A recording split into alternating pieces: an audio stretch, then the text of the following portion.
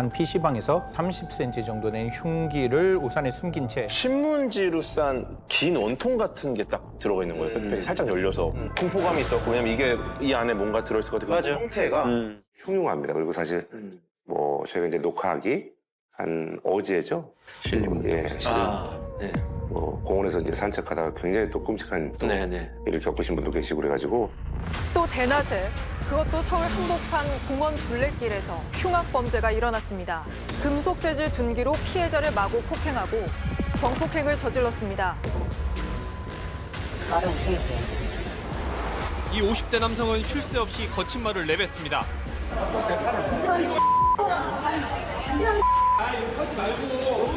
저곳쯤 서울 지하철 2호선 합정역으로 진입하던 열차 안에서 한 50대 남성이 승객들을 위협했습니다. 근데 예전과 다르게 갑자기 우리 뭐 커뮤니티를 포함해서 막 협박, 살해 막 이런 것들 글이 막 올라오면서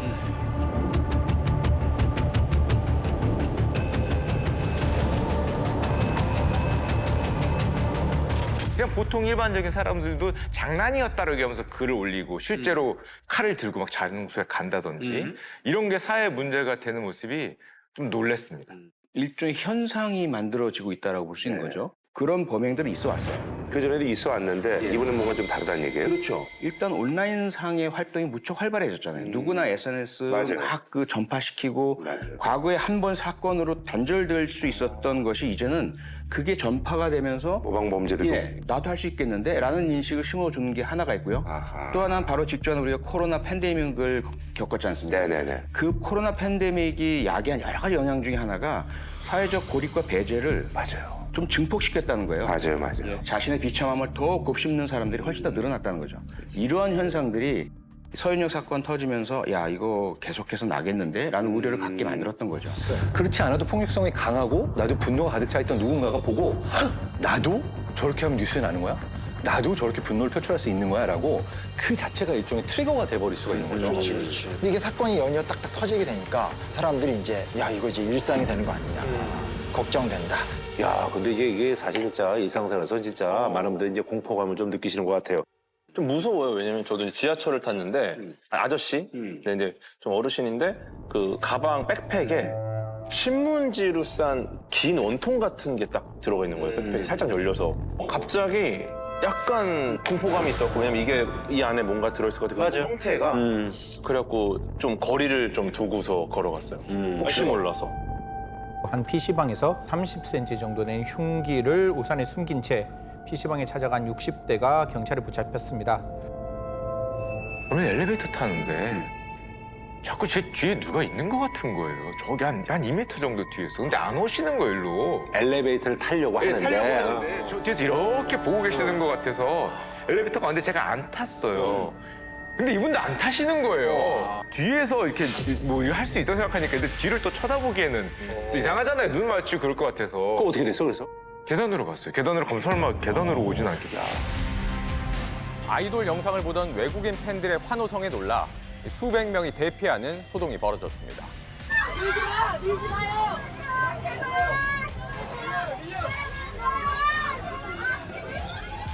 갑자기 한 여성이 비명을 지르니까 네. 또 지하철 내에서 흉기 난동인가 뭔지 모르지만 더 공포스럽잖아요. 그렇죠. 예. 다수가 막 그 탈출하시는 우왕좌왕하시는, 예. 이런 상황이 벌어졌는데 상당히 좀 불안이 조장되고 있는 상황이죠. 2000년대 초반, 2010년경부터 이제 한국 경찰에서는 이걸 사실 조사를 했어요. 문제가 되는 건 뭐냐면 지금도 언론에서는 소위 묻지마라는 표현을 하고 있습니다. 많이 쓰죠. 애매하면 묻지 마라고. 묻지 마라는 것은 왜 그랬는지 원인 묻지 말라는 거거든요. 물어야지 왜 안 묻습니까? 안 묻게 되기 때문에 정확하게 원인 진단이 안 되는 것이고 거기에 대한 대책 마련이 안 되는 것이거든요. 이상한 사람 한 사람이 이런 짓 저질렀으니 묻지 말고 엄하게 처벌만 해. 이런 걸로 끝나버린다는 거예요. 그러다 보니까 어떤 범죄를 과연 묻지마라고 해야 되는가. 이게 정의되지 않아서 그 범죄 유형을 분류하지 못하니까 그 사람들에 대한 연구를 할 수 있는 기회가 없어요. 사건이 나오니까 수사 결과를 발표하는데 그 원인 중에 하나는 이제 게임. 실제로 조선은 범행 전 8달 동안 이런 게임을 하며 은둔 생활을 해온 것으로 드러났습니다. 마지막 뭐 8시간 동안 게임을 하던 상태였고 실제로 게임 중독 상태였다라는 게 담겨 있는 걸로 기억하고 있습니다. 이번에 수사당국이 내온 보도자료가 있거든요. 거기에 이렇게 글이 나왔어요. 피고인이 마치 1인칭 슈팅 게임을 하듯이 범죄를 저질렀다. 그러면서 가볍게 막 이렇게 팔짝팔짝 뛰는 것처럼 움직이고 그리고 피해자의 뒤나 옆에서 공격하고 그리고 뒷목, 옆구리, 치명상을 가할 수 있는 부위를 찔렀고 범행 시도 후에 신속히 재정비해서 새로운 타겟을 물색했다. 이 행동들이 게임상에서 보이는 행동이라는 거죠. 이거에 대해서 이제 두 분은 어떻게 생각하세요?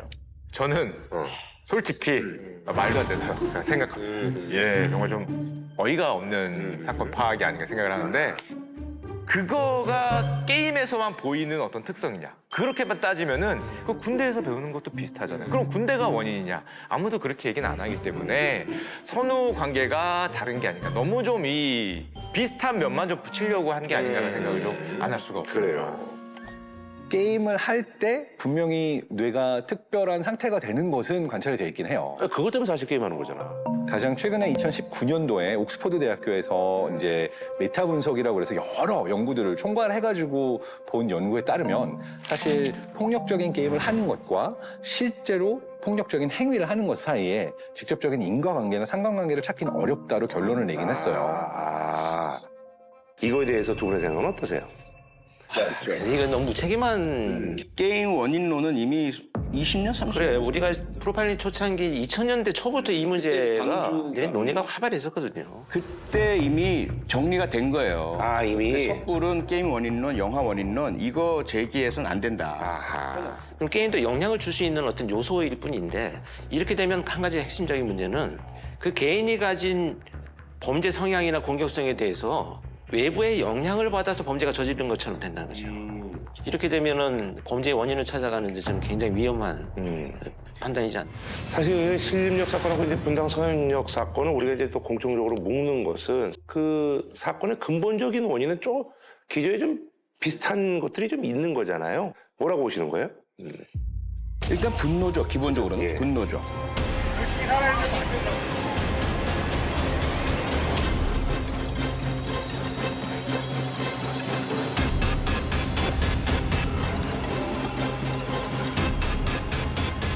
그 분노라는 공통 분모 속에서 조선 같은 형태의 어떤 인식과 태도를 가지고 있다가 터뜨리는 경우가 있는가 하면 최현정 같은 그게 어느 정도의 어떤 정신과적인 장애가 영향을 미쳤을지 모르겠지만 분노를 가지고 있는 상태에서 그런 망상적인 요인이 또 하나의 작용을 했다라고 보시는 거죠. 사실 정신장애가 있다고 해서 모두가 범죄를 저지르고 위험하다는 표현 절대 안 되는 거죠.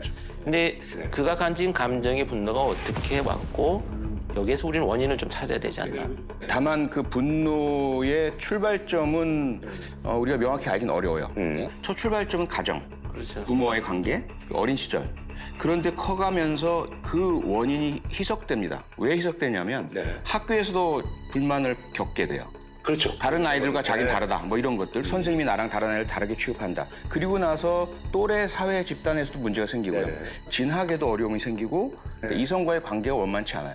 그 다음부터는 이 분노의 포인트가 너무 흐려져 버립니다.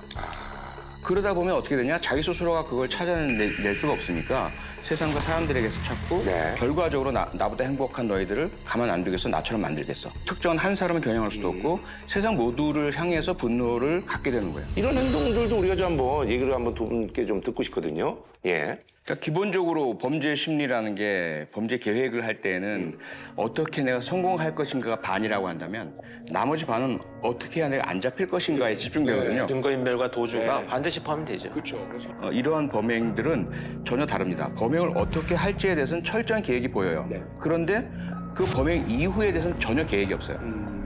그 자체가 전 세계적으로 나타나는 거의 공통적인 현상이에요. 최현정 역시 그냥 현절 이탈해서 가다가 흉기 버리고 어떻게 될지 계획이 없는데 설슬 걸어 나간 거예요. 대단히 소극적인 회피 도주 행동인 거죠. 자기 삶 자체에 대해서 가치를 못 찾고 미래의 희망을 완전히 버린 상태다 보니까 이들의 그러한 범행은 자기가 살아나가기 위한 수단이 아니고 삶의 마지막 최후의 행동이기 때문이죠. 그래서 사실 이게 이제 우리 한국 사회뿐만 아니고 외국도 마찬가지인데요. 우리나라보다 이 칼부림 사건이 먼저 이슈가 됐던 나라가 이제 일본이 있어요. 일본이죠, 일본. 일본이 이미 한 20년, 30년 전부터 맞아요. 문제가 많이 됐고 일본에서는 이런 비슷한 사건을 도리마라고 한대요. 네, 도리마. 도리모노라고 이제 우연히 마주친 사람을 이유 없이 그냥 저주를 퍼붓는 요괴가 있는 거예요. 쉽게 말하면 길거리 악마. 도리마. 이제 이게 아키하바라 사건이라고. 아키하바라 혹시 가보신 적 있어요? 옛날에 그 저기 용산에서 못 사는 거 거기 가면 맞아요. 그 아키하바. 맞아요. 거기 옛날 관광 코스였지. 되게 유명한 관광지였고 진짜 무슨 전자랜드 같은 곳이었고 굉장히 또 사람이 엄청 많은 데지. 엄청 많아요. 2008년 6월 8일 날 이 25살의 가토 도모히로라는 친구가 트럭을 몰고 이제 길을 돌진해서 이제 사고가 나니까 주변 사람들이 야 이거 큰일 났다 뭐 도와줘야 돼 교통사고인 줄 알고 거기 내려서 칼을 뽑고 주변 사람들 막 공격을 한 거예요. 약간 서현동 사건과 비슷한 부분들이 있네요. 그렇죠. 이거에 대한 근본적인 어떤 원인은 뭐라고 생각하세요? 이걸 보면은 사실은 많은 뭐 사회학자나 경제학자 마찬가지고 지금 경제적으로 보면은 타이밍이 어떤 타이밍이냐 일본이 그렇게 사회 문제가 불거지기 시작할 때가 일본의 잃어버린 20년 소위 말해서 저성장 사회가 그냥 저성장으로 쫙 빠지면서 약간 힘을 잃고 침울해지는 그 시기하고 맞는 경향이 있거든요. 근데 우리나라 올해 성장률을 보면 1.4% 얘기합니다. 1%대로 떨어지고 있어요. 2009년에 영국 의학 전문지에서 30년 동안 그 유럽 연합 국가들을 조사를 해가지고 경제 상황에 사망률에 미치는 영향을 조사를 했는데 실업률이 1% 증가할 때마다 살인율이 0.79%가 증가했대요. 네, 이게 어떤 인과관계가 있다라는 거죠. 네, 그래서 어떻게 보면 약간 좀 화풀이하는 측면이 좀 많지 않나. 예를 들어서 경쟁에서 이기게 되면은 행복함을 주는 세로토닌이 분비가 되는데 만약에 패배라면은 이제 반대 현상이라고. 맞아요. 네, 그래가지고 굉장히 극단적인 선택을 할 수 있는 거죠. 그러니까 실제로 이들의 그 극단적인 선택을 했거나 혹은 이제 굉장히 안 좋은 부정적인 행동을 했거나 그런 분들의 혈액을 조사해 봤더니 세로토닌 수치가 굉장히 낮았다. 네, 즉 정말 행복한 게 없는 거예요. 맞아요. 어쨌든 간에 이제 시기적으로 우리가 일본보다 한 15년, 20년 뒤에 이런 일들이 벌어지는 게 경제적으로 봤을 때는 저성장 국면하고 약간 맞물리는. 그렇죠. 그렇게 되면 어떤 일이 일어나느냐. 이제 김구라 씨가 어렸을 때는 보통 결혼이나 아니면 취업을 몇 살에 하셨나요? 우리 보통 제가 이제 27, 8에 했죠. 27. 요즘에 평균 결혼 연령이 몇 살인지 알아요? 35나 38? 33.4세 정도 들어 34세 정도가 되고 있어요. 세계에서 압도적으로 늦게 결혼하고 요즘에 대기업 취업 연령을 보면은 평균이 31세가 넘어갑니다. 32살 가까이 됐어요. 이게 무슨 소리냐면 사회에 들어가는 연령이 점점 더 뒤로 가는 거예요. 진입하는 연령이. 그 말인즉슨 얘들한테 요구하는 게 점점 더 높아지는 겁니다. 근데 사회가 저성장으로 가면 그 보상이 줄어듭니다. 그러면 이미 나이는 30대 가까이 되고 30대 넘어가고 결정을 해야 돼요.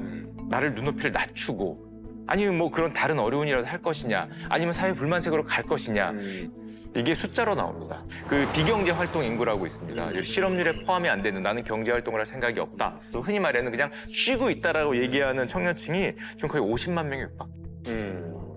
예전에 비해서 청년 숫자가 줄었잖아요. 줄었는데도 이 쉬었다라는 청년층은 훨씬 높은 거예요.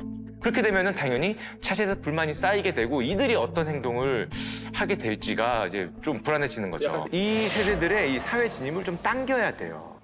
그게 결국 뭐냐면 그런 과정들을 겪어가면서 이렇게 나도 힘들지만 나는 그래도 집안에 뭐 나를 믿어주는 사람이 있고 동료가 있고 뭐 친구가 있다면 이걸 극복해내갈 수 있는 힘이 되는데 맞아요. 완벽하게 이제 고립이 되기 시작을 하죠. 여기에서부터 이제 사회적 배제감이 느껴집니다. 이게 제가 굉장히 사회학에서 표현하는 이 사회적 배제감이 중요하다는 의미가 상대적 박탈감은 눈에 보일 때 드러나는 감정들인데 배제감은 어차피 나는 이 사회에서 할 수 있는 기회가 다 박탈되었어. 이렇게 생각하기 때문에 그 유대 관계를 단절을 합니다. 그러니까 나는 왜 친절해야 되고 왜 우리는 서로 말을 주고받아야 되고 이런 이유가 없잖아. 이유를 못 찾는 거죠. 그렇다면 내가 공격을 했을 때 미안해야 할 이유도 없어요. 범행 왜 하셨습니까? 반성은 안 하십니까? 죄송합니다. 유족들한테 한마디만 해주시죠. 죄송합니다. 죄송합니다 말고 하실 말씀 없으신가요? 너무 힘들어서 저질렀습니다. 그 2000년대 초반에 영국 사회에서 사회적 배제국이라는 부서를 신설하는 거예요. 그런 사람들 중에 일부가 사회를 향해서 결국 복수를 할 수도 있다.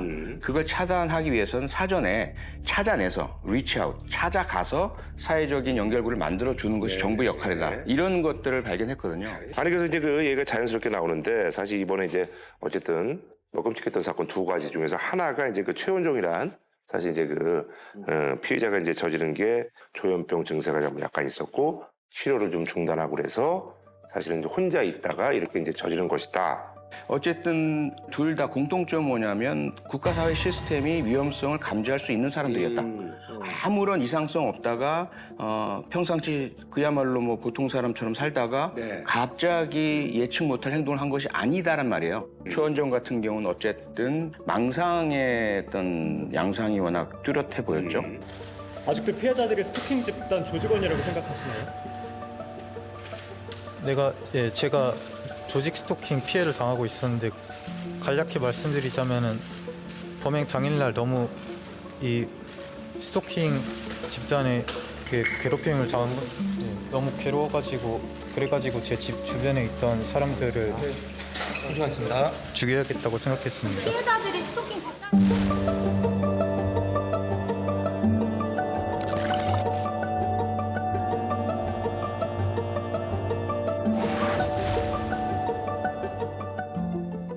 근데 여기서 이제 우리가 좀 조심해야 될 게 사실 조현 증상이라고 하는 것이 굉장히 폭이 넓어서 그 증상을 경험하고 있는 모든 사람들이 이런 범죄를 저지르는 것도 아니고 그는 진짜 아주 특수한 케이스라고 볼 수는 있는데 이 케이스가 사실 정신과 의사 선생님들의 얘기를 들어보면 치료가 가장 어려운 케이스 중에 하나라고 해요. 그래요? 왜냐하면 누구도 믿지 않고 본인이 가지고 있는 세상에 그 뷰가 있기 때문에 신뢰를 주면서 이 증상을 치료하게끔 다가오게 하는 과정까지가 오래 걸린다라고 해요. 그러니까 지속적인 관찰과 지속적인 어떤 관계 맺음이 정신과에서도 그렇고 시스템적으로 좀 필요한데 어떻게 보면 시스템이 이 분들을 관리하거나 아니면 이러한 병증에 대해서 치료를 하는 과정에 있어서 좀 놓친 부분들이 있지 않을까. 치료가 정상적으로 개입이 되어갖고 초기에 진화가 되는데 문제는 이게 발전이 어떻게 되냐면 병원을 데려가요. 뭐 치료도 하고 약도 먹이고 하는데 이렇게 범죄를 저지르는 자들의 연령대를 보면 이미 그런 과정을 수없이 거쳐와가지고 가족들이 이제 지치고 나이가 드는 시기가 됩니다. 그럼 이제 통제가 안 되는 거죠. 그 문제를 갖고 있는 사람들이 치료가 3개월 이상 중단이 되면 범죄를 저지르는 확률이 굉장히 높아진다는 거죠. 정신보호법이 개정되면서 강화되어가지고 사실 치료를 받아야 될 사람들이 지금 못 받고 있는 경우들도 있습니다. 일선에 있는 정신과 전문의들이 있어요. 이분들이 한결같이 한 얘기가 이대로 가다가는 큰 사건 계속 발생한다. 왜 그러냐면 현장에서 접하는 것이 자신이나 타인에게 위해를 가할 것이 명확해 보이는 중증 정신질환자에 대해서 대책이 전혀 없다는 거예요. 그러니까요. 그래서 외국의 사례를 봤더니 호주에서 CTO라는 제도가 있습니다. 커뮤니티, 지역 커뮤니티죠. 커뮤니티에서 트리트먼트, 치료를 하는 오더, 명령 시스템인데 만약에 문제가 생기면 우리 모두를 보호하기 위해서 자 지역 주민들, 그다음에 경찰, 뭐 정신과 전문의 이런 다양한 전문가들이 모여서 강제 입원을 할 수 있어요. 저 사람을 우리가 서로를 보호하기 위해서 자신도 보호하고 우리를 보호하기 위해서 강제 입원을 시키자. 한국 경찰 같은 경우는 출동해서 할 일이 없어요. 일어나지 않은 범죄로 처벌할 수는 없습니다. 지금 일어나고 있는 범죄들은요. 공동체적 대응을 하면 충분히 저는 예방할 수 있는 많은 단서들이 분명히 있습니다. 그리고 쉽게 얘기는 하지만 사실 이게 쉽게 말하면 선진국병이잖아요. 이 심각한 빈부격차라든지 사회에서 어떤 개인들을 챙겨주고 하는 문제가 말은 쉽지만 현실적으로 이게 쉬운 과제가 아니잖아요. 생물학적으로 보게 되면은 인간이 다른 유인원에 비해서 특별한 점이 있습니다. 그 뭐냐면은 침팬지 같은 경우는 아이를 한 번 낳잖아요. 다음에 아이를 낳을 수 있으려면 6년에서 8년이 걸려요. 왜냐하면은 이 새끼를 키우는데 얼마나 많은 노력이 들어가요. 그러니까 6년, 8년이 지나야 다시 아이를 낳을 수가 있는 거지 그 전에 이렇게 낳을 수가 없는데 호모사피엔스가 좀 특별한 게 낳자마자 1년, 2년 만에 바로 또 새끼를 가질 수가 있는 거예요. 근데 이렇게 진화할 수 있었던 장점은 인류가 굉장히 빠르게 팽창하면서 전 세계로 퍼져나갈 수 있는 데 도움이 됐는데 이게 가능하려면 한 가지가 꼭 필요한 거예요. 아이를 키우는 거는 한 가족이 혼자 키우는 게 아니라 동네 전체 같이 키운다라고 하잖아요. 부족 사회 같은. 그렇죠. 공동체. 공동 육아가 필요한 거야. 그래서 인류 진화 자체에서 우리가 핵가족화가 되면서 내 새끼만 챙기는 게 정상이 아니라 인간의 경우에는 우리가 이웃도 동네 전체도 서로를 챙겨주는 메커니즘이 있어야 우리가 정상적으로 클 수가 있는 것인데 사실 그러한 어떻게 보면 인류가 진화했던 근본에서 지금의 사회가 벗어나 있다라고도 볼 수가 있다 생각이 들어요.